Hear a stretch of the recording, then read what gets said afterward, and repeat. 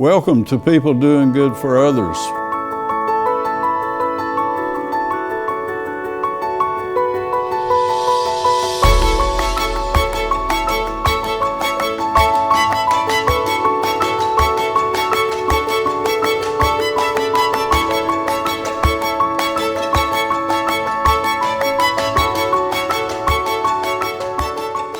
Good morning. This is People Doing Good for Others, where we honor and hold in the light and celebrate the lives of those who truly matter in our communities. I'm Gary York, and I'm grateful to be with you today, and I want to thank Wilkes Communications, River Street Productions, and WIFM for this opportunity and this outreach.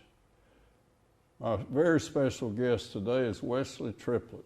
He's a full-time advocate and employee here at Wilkes Communications. He grew up in Wilkes County, a graduate of Wilkes Central High School, University of North Carolina at Greensboro, and he's specializes in social media and advertising, and he's a marketing person who is in touch with the customers here at Wilkes Communications, and we're grateful to have him. So thank you for being with us today, Wesley Triplett, and good morning to you, my friend. Good morning. Thank you for having me. Good. I've been seeing you here for quite a few years, and I'm glad you're here. I'm glad you were willing to, as a young man, to step up and tell your story. So tell us about Wesley Triplett growing up a little, and your family, and some of the things that you remember. Well, as you said, I'm originally here from Wilkes County, born and raised. My father was from here as well, Thomas Triplett. Some of his high school buddies might know him as Kent Triplett. And he has his own computer network specialist company that he has here. And he actually met my mother, Crystal Triplett, when they were in college together. She's originally from Yadkinville, and one day she woke up and said, I want to be able to do big things, and I want to be able to go to college somewhere. So she moved down here, and they ended up meeting each other during school time period, and well, they ended up getting married, and Dad started the company, and they had my oldest brother, Christian Triplett. He is 26 now, I'm 22. So they had him, and then a few years later, I came along, and we've always been here. And most of the time when I was younger, Christian played baseball. So we would go to various different places. We'd go to Concord, we'd go to Tennessee, Virginia, and follow him around with baseball. And well, I always liked it because there were so many different playgrounds everywhere, and you got to meet so many different people, and I would just have a great time. And that was most of my childhood, was following him around and doing baseball stuff. The influence of your mom and dad, you spoke to me about some great lessons you learned, how they were molding your life in a special way. Just touch on significance of your mom and dad. So I think some of the biggest lessons that my parents have taught me, especially starting with my dad, he taught me a lot of discipline. So going into situations to try and keep calm and have confidence, then tell yourself, you're going to be able to get through this. Things are going to be okay, just relax. And on the other part of that, my mom taught me how to care for people. She was always great with children and talking and interacting, and with older people as well. She dealt with a lot of elders with her family. And so she was able to show me how to talk not only to younger people, but older people, and to just care. And when you actually care for people, they care back. And those two lessons in tandem, just when you get to go places and talk to people, it shows every day. And then my brother, as much as I like to pick on him, he taught me how to be tough, because he looks like me, but he's a little bit bigger than I am. So we would always wrestle and fight around a lot. But it gave me confidence in that way too, because it showed that even if somebody is bigger than you, and even if there's a challenge that you think is too big to face, you can get through it, and things are going to be okay. Wesley Triplett, tell us about the schools here in Wilkes County, how you progressed along, if you will. Well, I started at C.C. Wright Elementary School. and then proceeded to go to Wilkes Central Middle School, and then later on, of course, going to Wilkes Central High School. While I was there, I played basketball and also did track and field in the off-season time period. And I had a lot of really great teachers and did some other activities. I was a part of Beta Club while I was there. And we also had a drug prevention group that we had started called Students That Stand for Something. And luckily, Students That Stand for Something. Yes, Wow. We called it Triple S, and it actually is still going today. Not as with the way school is right now, with everything happening, Challenges. it's been kind of tough. But there's still Zoom meetings being held for it, and it's really making an impact in the community. So I was really happy to be a part of the founding group of that. Wow. So Tell us again the name of that. Students That Stand for Something, Triple S, Wow. is what we nicknamed it. So you were part of the founding group of that group. Yes, if I'm not mistaken, it was our junior year.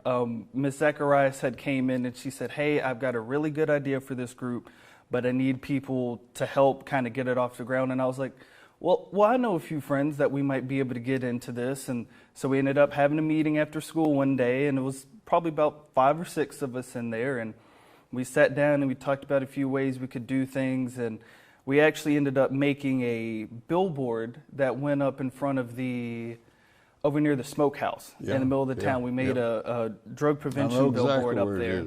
So we were able to put that up, and it was a huge accomplishment to know that we were able to do something and put it out somewhere. So you made the money to rent it?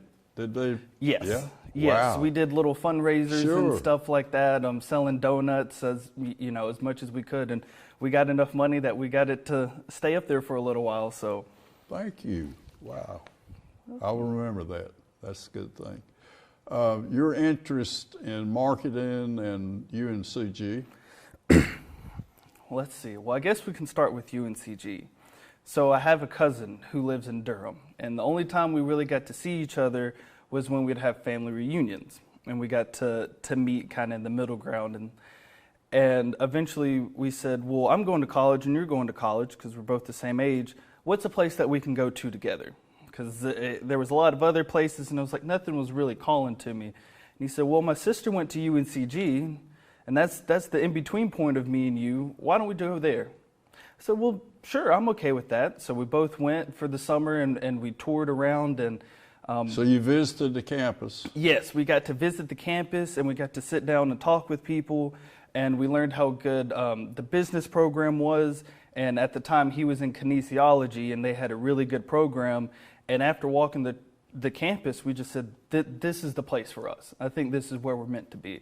So then we went and we started signing up for college and classes. And it was fantastic to be able to have that feeling of this feels like home away from home.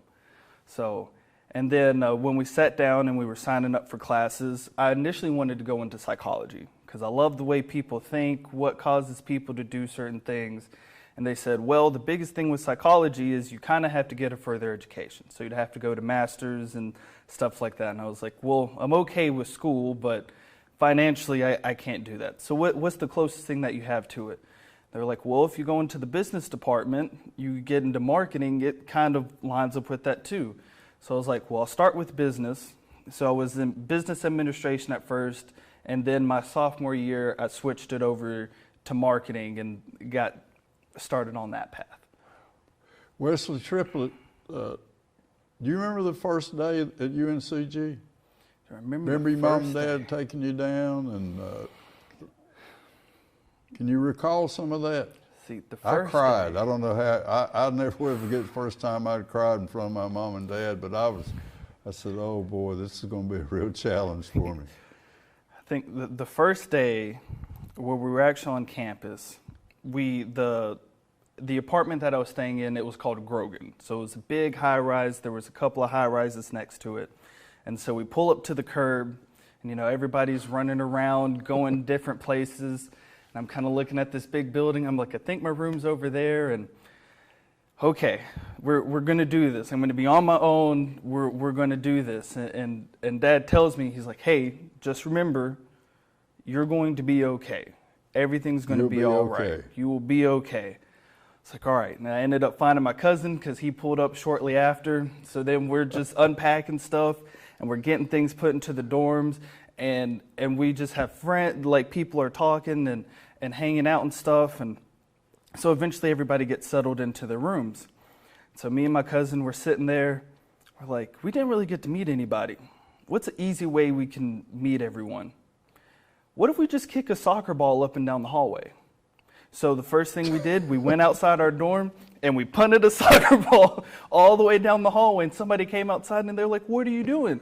We're trying to get you to come out of your room. Hi, I'm Wesley. Hi, I'm Zion. Did you really? And so we started kicking up our side, and they had it split. So it was the guy's side and the girl's side. And so we just started kicking it everywhere. And before we knew it, about 30 minutes later, everybody was in the hallway. Wesley. We were all sitting around talking. Wonderful. And then we were on the 4th floor, and our other friends were on the 6th floor. And they were like, hey, there was a guy we met earlier who had a pack of cards. Well, let's see if he wants to come up and play with us. Well, I was the guy that had the pack of cards. So someone comes down and knocks on my door and says, hey, you want to come upstairs and play with us? So then for the whole rest of the night, me and my cousin went upstairs to the 6th floor and played cards with everybody up there. And that's actually how we ended up meeting all of our best friends that stayed with us all throughout school. And it was a fantastic first day. I don't think it could have gone any better than that. I think you're, I call you a mixer. You encourage people to maybe step outside. Have you found that in your life, that you just kind of bring out that shyness kind of goes away when you walk in the room? I think so. I think how I try to approach situations is everybody is unique. Everybody has something special about them.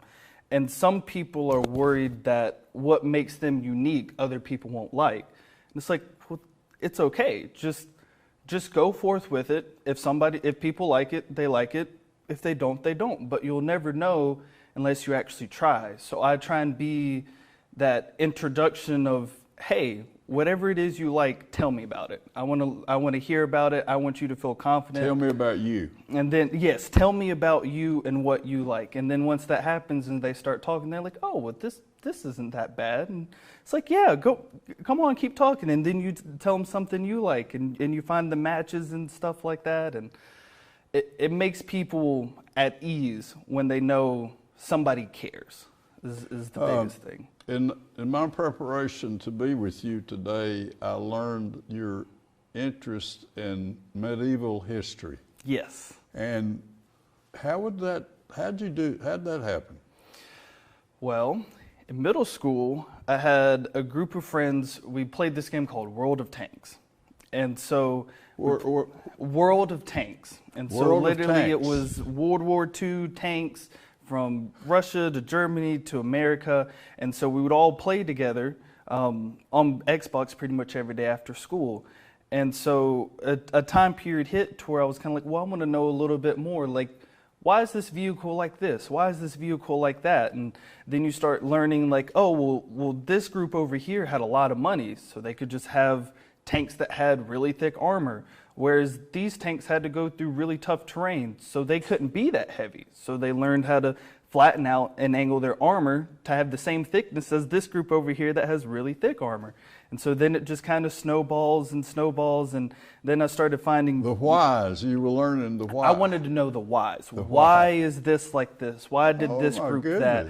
And then it transitioned into medieval stuff, because what happens in medieval time periods is those discrepancies are even larger. So if you look at a group like Rome, who has a lot of money, they could afford to have these super armored, super big shields and stuff and do a slow march towards people, where some of the other groups didn't have that kind of money. So they had to be more lightweight and try and run around everywhere. And then as you look, and it's like, oh, well, it's not just somebody with a sword and shield. It's like this person is filling this specific situation for this specific situation. The terrain is like this. This person won this battle because they didn't eat breakfast and got to the battlefield first. And all those itty bitty things that just kind of get looked over, you realize mean a lot. It means the difference between a win and a lose. And then as time progressed, I kind of took moments like that and applied it to everyday life now of, well, what little moments is it that I miss that might affect things? So I paid attention to like, well... You had great curiosity too. Yes. Yes. Yes. And then I kind of realized like, oh, well, how do people react depending on what color shirt I wear? If I wear a brighter colored shirt, most of the time throughout the day, everybody's more energetic, and I feel more energetic. Where if I wear a darker color shirt, everybody might be more relaxed and toned back. And so the more you pay attention to and are more aware of those little situations, you realize how much of an impact you have on other people subconsciously. Wesley Triplett, how fascinating. And also, you know a lot about an idea that very few people you meet will know about. And so you can, not to be bombastic or to overpower people, but you can share this, say, I didn't know this about you. And so now I'm saying, wow, that's so interesting. Toward the end of your career at UNCG, you were hoping to latch on to a great internship. And how did that happen? Let's see. I think it was around junior summer. So freshman summer, I had worked at the YMCA. And then sophomore summer, I'd worked at Walmart, working third shift, stocking shelves, and the dog food section. As a sophomore? As a sophomore. And those 50-pound bags of dog food every single night, I said, I cannot do this. There's no way I can do this. I need to figure out another way how I can use my head more. And as we were talking to some people at home, they said, well, Wilkes Communications has a marketing department. You should see if you can get in there. So I came in one day and I dropped off my resume, and I think somebody must have thought I was interesting because I got a call back, and we sat down and had an interview and then say, okay, we're going to try this out for the summer and we're going to see how it goes.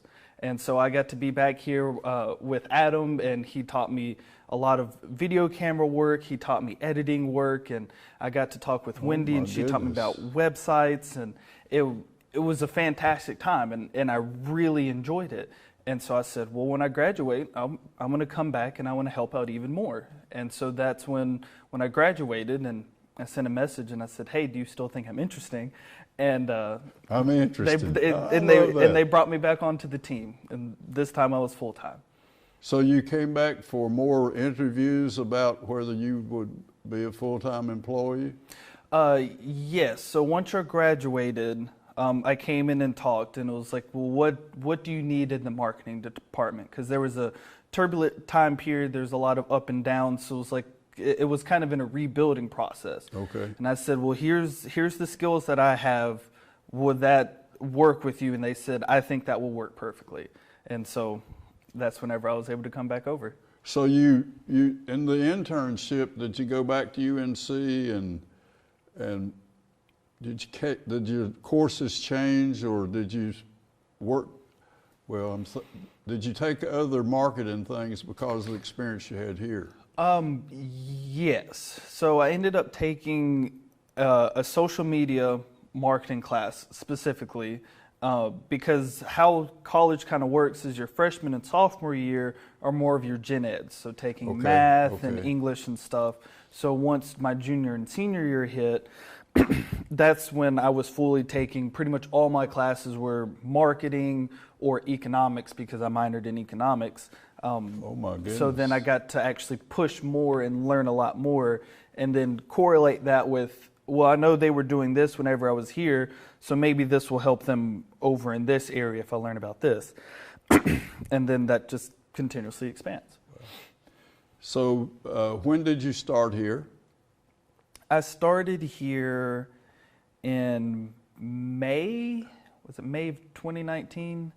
Right after graduation. Right after graduation, like I think immediately after graduation, you came to work. I think I took a month off to just relax because graduating from school was stressful enough. Do you remember sharing a teacher or a person you might have met that had an impact while you were at UNCG? Is there someone that comes to mind for you? I think there's actually 3 teachers that come to mind. Will you share them with us? Yes. The first teacher I had was my English teacher, and he taught his class a little bit differently. So it wasn't as much about us doing assignments as it was about us as a class discussing what we thought about a certain book. So we would come into class and we would sit and we would talk and we would say, well, what was your perspective? What was your perspective? How did you interpret this kind of, this kind of reading? And it would always resonate with everybody different. And he kind of, in a way, proved a point of, if I came in and I gave you all a test, well, this half of the class would be wrong, and this half of the class would be right. And that wouldn't be fair, because you just showed where everybody has a different perspective from reading the same book. There's no right or wrong answer to some of these things. And that stuck with me, because then it made me think, well, just because I think of something one way doesn't mean that it's right. I could be completely wrong in some senses. Right. I'm not the judge. Somebody else, something else is the judge, but it is not me.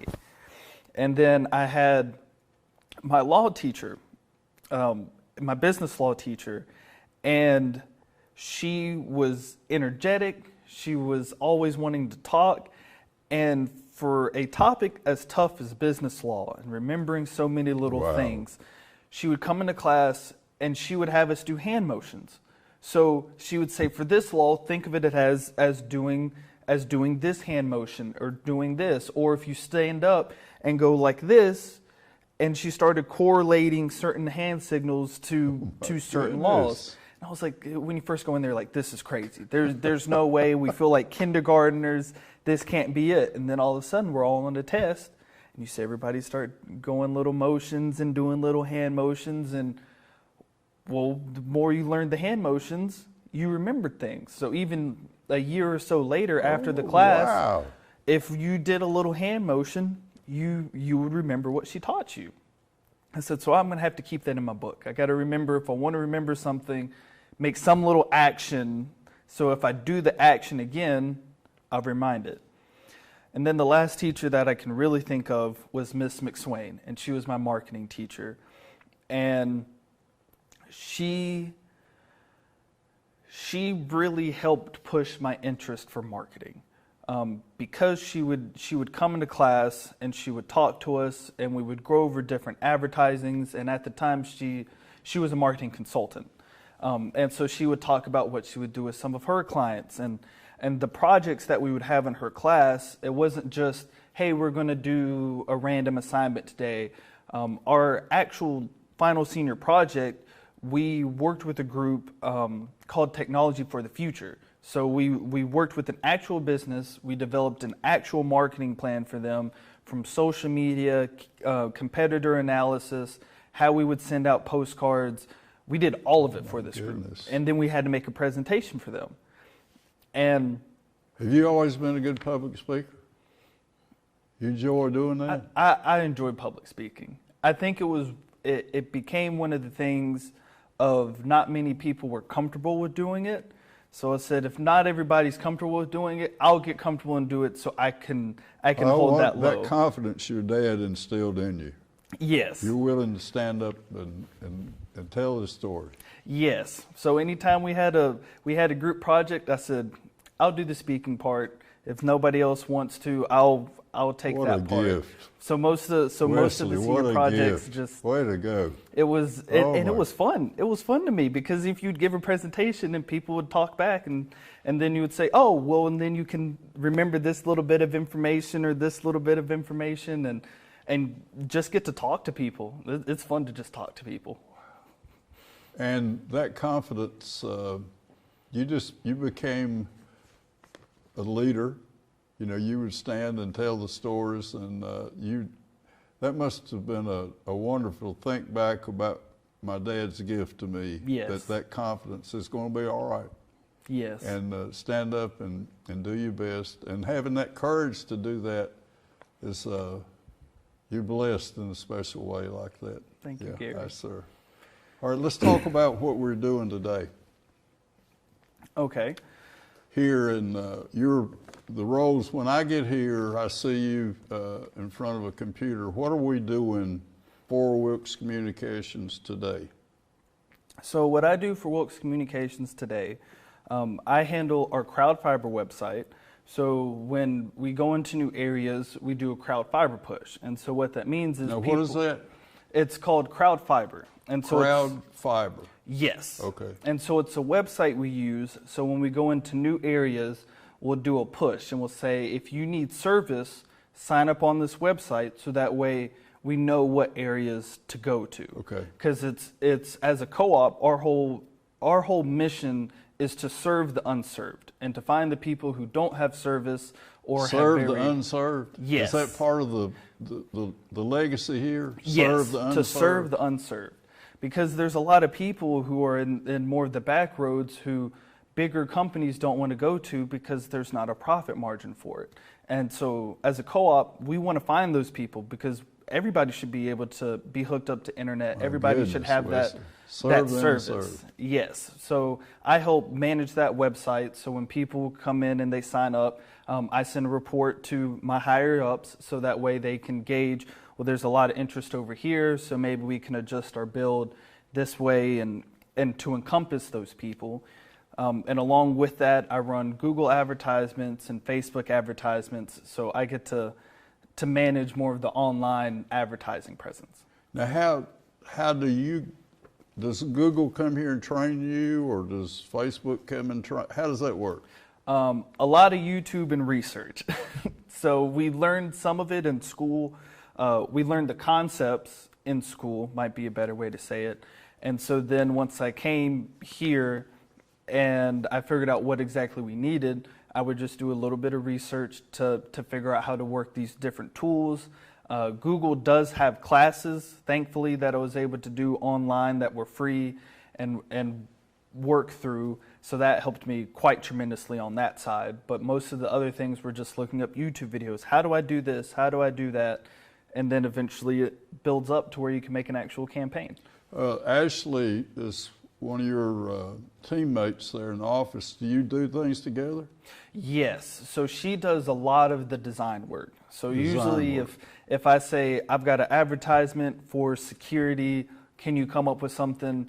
In the blink of an eye, she'll come up with something and she'll send it to me. So the two of us work in tandem a lot. Wow, Ashley Vargas. So I sense, Wesley Triplett, that you just feel really good about the UNCG preparation to be here. Yes. Yes. That you were prepared to matter when you finished your education, graduated, and came back, that you could matter. Yes. And so how fortunate that is you're in a field that you love. Tell me about marketing before we finish, that creativity, the courage you have to stand, to lead. Will you do that as we come close to the end, Wesley Triplett? Yes, sir. I think with marketing, there are a lot of dynamics to it. Kind of like how we talked about the T-shirt situation earlier, to even how you post stuff on social media, how often you post things on social media. All of these things have impact on people. And as a marketer, I don't want to be a burden on other people. I don't want it to be that I have an advertisement that's just always in your face all the time just to annoy you and it has nothing to deal with you. I want it to be that if I market a product, it's to people who need this product, who would care about this product, so that way when they see it, they say, wait, this is something that might actually make my life better. Make it easy to do it. Yes. This product that I see on my screen will make my life better. And that's what matters to me more than anything. It's not about making money off of somebody. It's I want your life to be better because I have something that will help you. You're not forcing them, you're encouraging them. Yes. Right? Yes. Wow. What a wonderful experience today to be with you. I'm just in awe that you would accept an invitation, that someone wanted you to be here, and that we talked about Amanda Perry giving you a little push. A little push and a little encouragement too, and confidence that she knew that you'd be a great guest for me, and you really have been.